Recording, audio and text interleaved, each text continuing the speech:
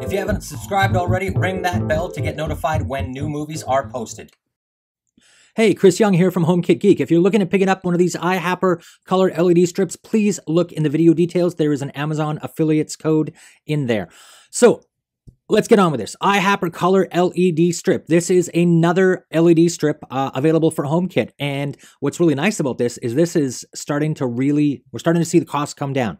As more and more of these start to come out, cost pressure happens, supply demand, all that kind of good stuff. So this is actually, last I saw, was about $30 US on Amazon.com.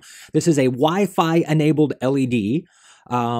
It is operating temperatures of 5 degrees Celsius to 45 degrees Celsius. So which means pretty much don't leave it outside in the winter. 16 million colors, 480 lumens, so not especially bright, but bright enough. IP65 rating, the LED part only, which means it's water resistant, dust resistant, those kinds of things. It is 2 meters, 6.6 feet for those of you on the Imperial system, with 60 LEDs over that entire stretch. You cannot extend this.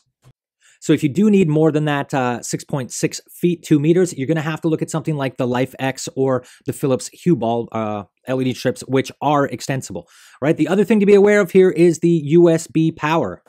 And that is for 2 reasons. Number one, because it's got a short cable. So you're going to have to figure out either get a close to USB power source, or you're going to have to make sure that you have an USB extension cable hanging around. The other thing is you want to make sure you use that large, the 5-volt 2-amp charger, not the little tiny one, or you may start to see problems with this. I've seen a couple of reviews on this on Amazon, people complaining about the flickering.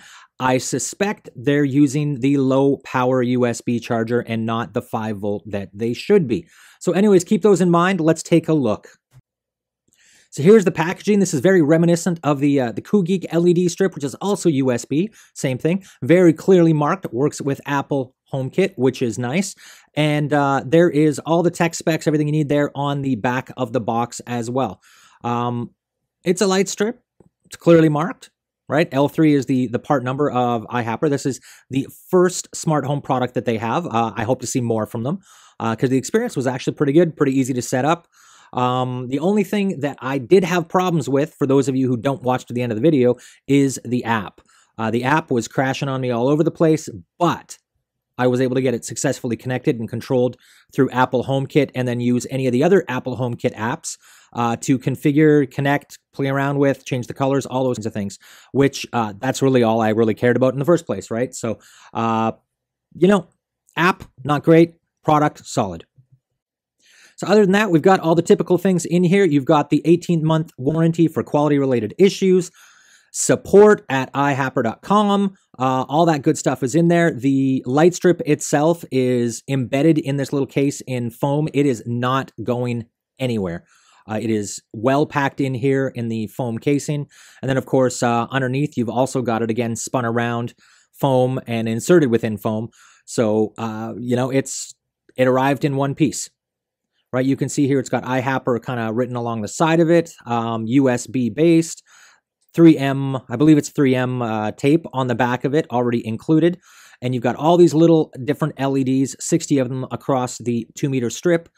Like I said, you cannot extend this, or at least it doesn't appear that you can at this time. I kind of try to pull around on this a little bit. It will not come off. So again, if you need something beyond the 2 meters, you're going to have to look at something like Life X or Philips Hue.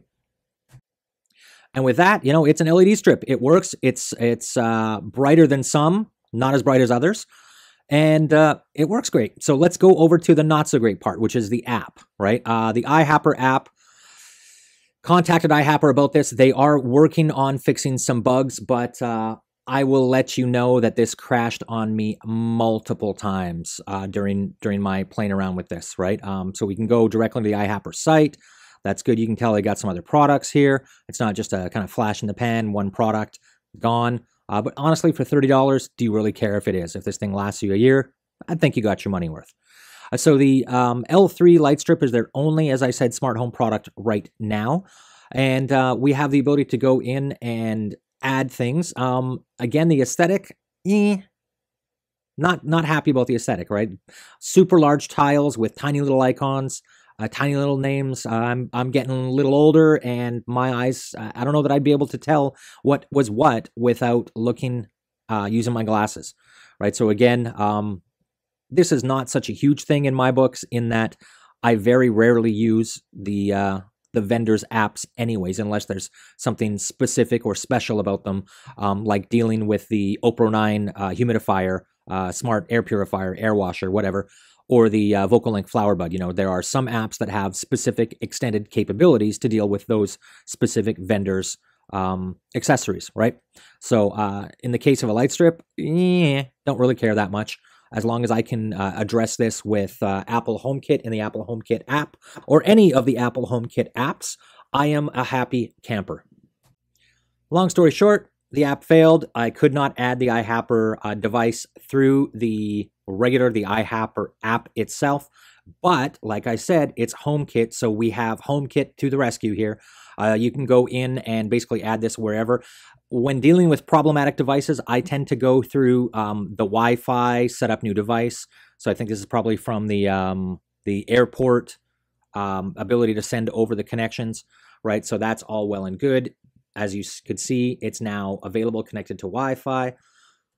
I tried to connect it in the iHaper app again. It crashed again. So I just went back into Apple HomeKit and tried that using the native Apple HomeKit app. And of course, look at that, just like magic, no problems, right? So I'm of two minds with this, right? It worked great. It worked within HomeKit. It's certified in HomeKit. I'm able to control it with HomeKit. I can add it with HomeKit. So in that sense, I'm actually fine with this. And for the price, I'm not upset. The app, I wish it could do better. I wish it didn't crash as much, but I will give them at least passing marks, because if I have to choose between a bad app and good hardware, or bad hardware and a good app, I'm obviously going to pick the hardware over top of the app, right? So I got the ability, again, through Apple HomeKit to be able to turn these around. I was able to go back in and do the firmware update, although at the end of that process, it crashed as well. And I think really that's about it. There's not much more to say about this. It's the hardware is good, the software is bad. You don't need to use the software though, so just, don't worry about it. And that really brings us to the wrap up here, which is pretty good hardware. Some things you need to be aware of. USB powered. Make sure you use the high powered charger, the 5-volt 2-amp. Otherwise, you're likely to have problems. You're probably going to want to make sure you have an extension cable for this particular device, in that USB cable there, it's really not that long. You're going to need, if you're going to be putting this around shelves or tables or unders of counters or those kinds of things, chances are you're going to need a USB extension cable of some kind. The other thing, the app, well, it crashes a lot.